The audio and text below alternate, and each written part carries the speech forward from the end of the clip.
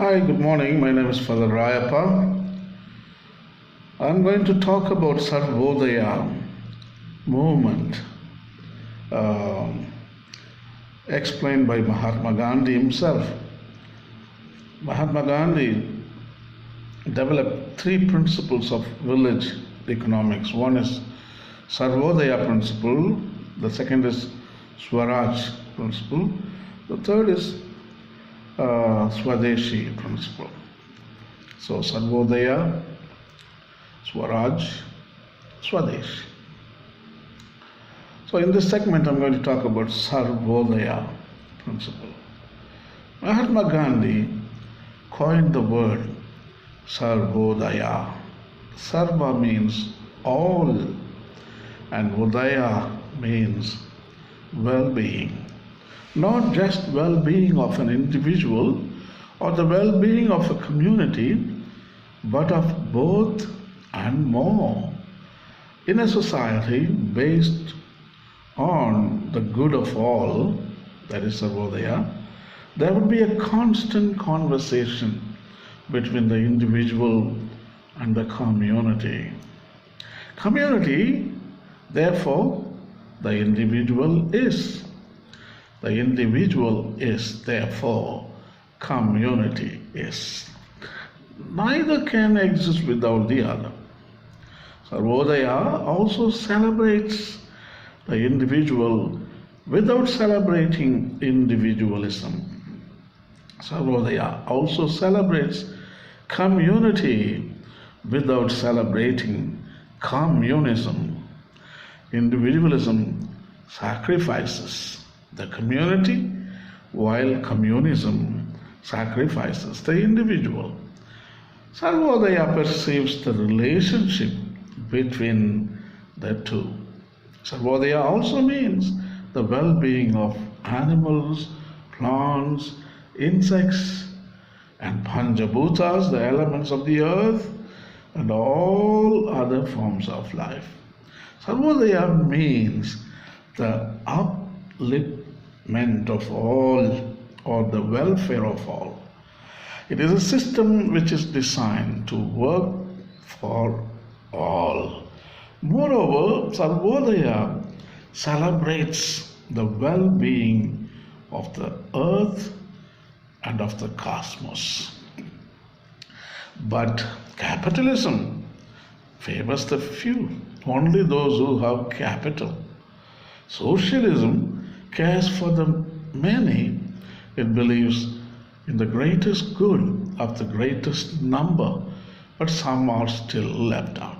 Capitalism and socialism are both anthropocentric, whereas Sarvodaya cares for all, and it cares for the weak and the poor because they need help the most. Neither any humans nor any part of the natural world fall outside the ambit of Sarvodaya. Capitalism is self-centered, socialism is society-centered, and Sarvodaya is life-centered.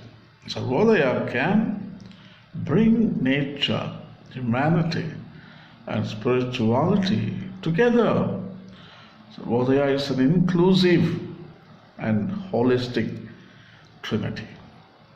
The humanism which emerged out of the Renaissance, the Enlightenment, the Industrial Revolution, scientific progress, and technological advancements have tended to create an arrogant conviction that the natural world exists for the benefit of humanity, that human beings are somehow superior to other forms of life, that they are in charge of the earth and can control, own, and use the earth as they choose. This arrogant and anthropocentric worldview is at the root of the present ecological, social, and spiritual crisis. One adheres to pure rationalism, then one way or another, anything can be rationalized. In Europe, rationality has been placed on the highest level. And yet, the history of Europe is built on colonialism, conflicts, and wars, all of which have been rationalized. European endeavors are embedded in the subjugation of people and nature. Rationalism itself is used as a weapon to destroy nature and to exploit people around the world. In order to instigate a new culture of nonviolence, it is necessary to begin at the beginning and recognize the unity and the intrinsic value of all life. A mindset which can be aggressive to nature and animals is prone to be equally aggressive to humans of other nations and religions. The violence to non-human species often remains unnoticed. This causes grave harm to animals, forests, and wildlife of all kinds. This attitude of human superiority is the foundation of the culture of violence. The dualistic mindset, which begins with controlling nature, goes on to control people. The same mindset, addicted to power, controls markets and then builds weapons to protect those markets. If we want to be free of nuclear weapons, we have to begin at the beginning. We have to recognize the fundamental unity of all life and develop a reverence for it. Then we have to learn to live simply so that others may simply live. Martin Luther King Jr. often said, "True peace is merely the absence of war, but is the presence of justice, equity, and non-violent social order." Non-violence is a moral force which can transform individuals and societies and bring peace. Thus, peace and non-violence are twins. The method of non-violence seeks neither to humiliate nor to defeat the opponent or the oppressor or the so-called enemy. Non-violence seeks to win friendship, understanding, which leads to reconciliation. In this way, no one loses. Both sides win.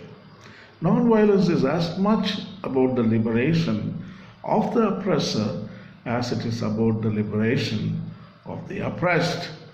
Non-violence is not just a matter of personal behavior. Non-violence must include the social, political, economic, and ecological dimensions. Social injustice, political oppression, wasteful industrial production, destruction of natural resources are all violence. This is a core of Christian teachings. Mahatma Gandhi proved it possible during his struggle for the independence of India. In his recently published book, Religious Praxis in Response to Violence, Catholic priest Dr. Roy Lazar, belonging to the Diocese of Vellore, and now he is working in the Christian chair in Madras University. And he writes as follows: commitment to non-violence presupposes the awareness that violence begets violence and it can never be just and an effective means of peace. Thank you, and you all have a nice day.